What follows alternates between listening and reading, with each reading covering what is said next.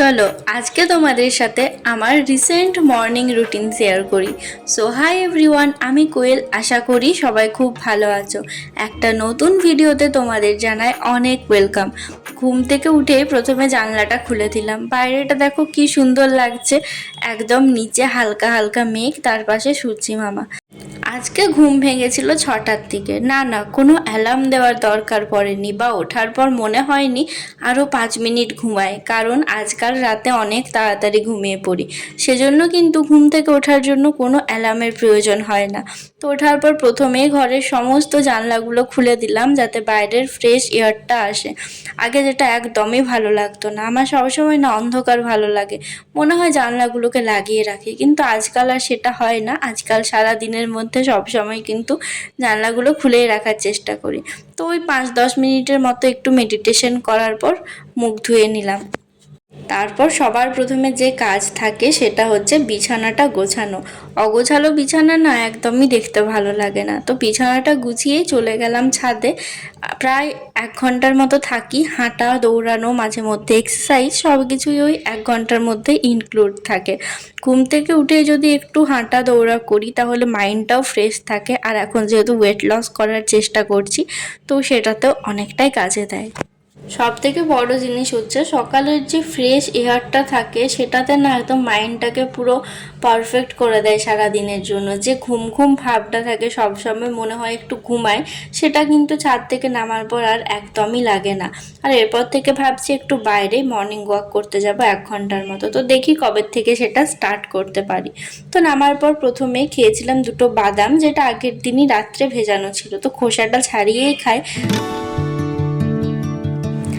আমি এই কদিনে যেটা বুঝলাম, নিজের লাইফস্টাইলটাকে চেঞ্জ করা খুব একটা কষ্টের না। প্রথম 1 দিন 2 দিন 5 দিন পর্যন্ত একটু কষ্ট হয়, বাট আস্তে আস্তে না সেই জিনিসটাতে অভ্যস্ত হয়ে যাওয়া যায়। তো সেরকমই এখন আর খুব একটা বেশি কষ্ট হয় না, মানে তাড়াতাড়ি ঘুমোতেও অসুবিধা হয় না। আমি কিন্তু কখনো তাড়াতাড়ি ওঠার চেষ্টা করি না, সব সময় ঘুমের টাইমটাকে রাত্রে বাড়ানোর চেষ্টা করি, তাহলে কিন্তু সকালে অটোমেটিক ঘুম ভেঙে যাবে। তো যাই হোক, এখন যেটা বানাচ্ছি সেটা একটা ডিটক্স ওয়াটারের মতনই বলতে পারো। মেথি, মৌরি আর তার সাথে দারচিনি গরম জলের সাথে ফুটিয়ে চায়ের মতন করে বানিয়ে খাই। আগে তো ঘুমের দিনে শুরুটা হতো দুধ চা দিয়ে, বাট এখন সব থেকে প্রথমে বাদামগুলো খাওয়ার পর এটা খাই। যদিও এটার টেস্ট একদমই ভালো না, মানে যেহেতু মেথি দেওয়া থাকে তো একটু তেতো তেতো অবশ্যই খেতে লাগে, কিন্তু এটা শরীরের পক্ষে ভীষণ উপকারী। যদি কেউ ওয়েট লস করতে চাইছো বা এমনি কারোর কোনো প্রবলেম আছে তাহলে কিন্তু এটা অবশ্যই খেতে পারো। আমাদের রান্নাঘরেই না এমন অনেক কিছু উপাদান আছে যেগুলোকে অ্যাড করে একটা সুন্দর লাইফস্টাইল আমরা তৈরি করে ফেলতে পারি। সব সময় যে একদম বেশি কিছু প্রোডাক্ট কিনতে হবে, বেশিরভাগ কিন্তু বাইরের সব খাবার একদমই ভালো না, তার থেকে এগুলো খাওয়া অনেক বেটার। তো তারপর একটু হাঁটতে বেরিয়েছিলাম, মানে ফুল আনার জন্যই গেছিলাম। প্রতিদিনই এরকম সকালে একবার বাজার যাই, কিছু একটা কিনে আনি, তো সেটার সাথে আমার হাঁটাও হয়ে যায়। আজকে ব্রেকফাস্টে তবে খেয়েছিলাম একটু চালের ছিলকা। অনেক দিন থেকে বেসন, সুজি এগুলোর খেয়েছি, বাট অনেক দিন থেকে না চালের ছিলকা খাওয়া হয়নি। তো খুব বেশি না, মাত্র 2টোই খেয়েছিলাম। আর আমি না ভাত একদম কম খাই, সেজন্য একবার মানে মাসে একবারও যদি এই চালের ছিলকাটা খাই খুব একটা বেশি প্রবলেম হবে না। তো সেজন্যই আজ অনেক দিন পরেই খেয়েছি। সকালের ব্রেকফাস্টটা এখন ওই 9টার আগেই হয়ে যায়। প্রতিদিন হয় না, কোনো কোনো দিন যদি একটু সেরকম কিছু বানানোর থাকে তো একটু লেট হয়, বাট বেশিরভাগ দিনই কিন্তু সেরকমই হয়ে যায়। তারপর একটু কলা মোজা কাটতে বসেছিলাম। কলা মোজা না কাটার সময় এরকম জলের মধ্যে হলুদ দিয়ে তারপরে সেটাকে রাখতে হয়, নাহলে সেটা কালো হয়ে যায়। আর এই যে এখানে আছে, এগুলো হচ্ছে বাছার সময় যেগুলো বাদ দিতে হয় সেটা। আর আগে যখন ছোট ছিলাম তখন কলা মোজার যে পাতাগুলো আছে, পাতায় বলে হয়তো, আমি ঠিক জানি না, তো সেগুলোকে নিয়ে না নৌকার মতন খেলতাম।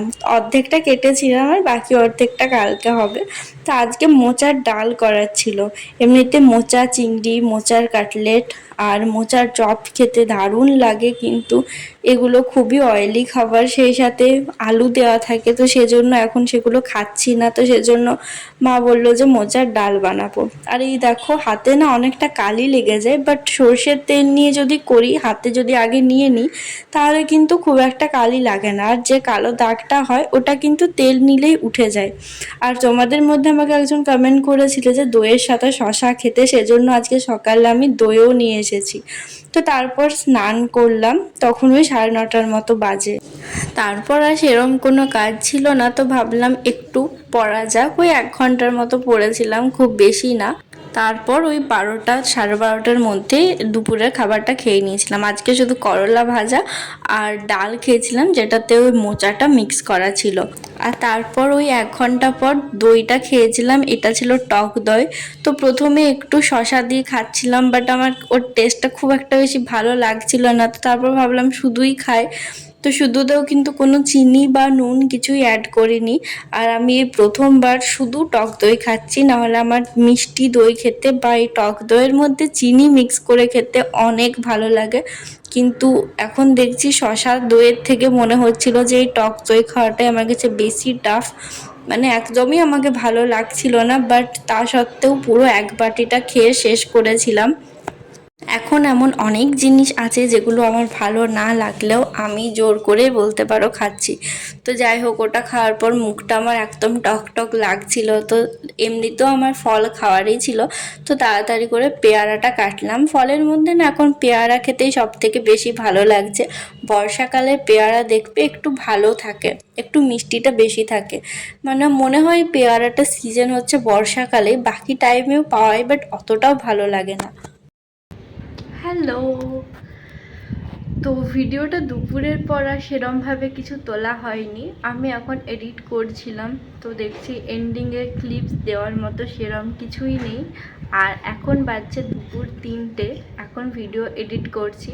প্রথমেই তো বললাম যে এখন রাত্রেবেলাতে বেশি জাগতে পারছি না, তো এটাই আমার একমাত্র কারণ এখন আপাতত, যে কারণটার জন্য ভিডিও কন্টিনিউ দিতে পারছি না। কারণ তোমরা তো জানবেই আমার ভিডিও এডিট করার মূল টাইম মূলত রাত্রেবেলাতেই থাকে। একদম পড়া কমপ্লিট করে রাত 2-3টে, যেদিন তাড়াতাড়ি হতো সেদিন 1-1:30টার দিকে এডিট করতাম। তো যেহেতু এখন জাগছি না একেবারে, প্রায় 10টা 10:30টার মধ্যেই ঘুমিয়ে যাওয়ার চেষ্টা করছি।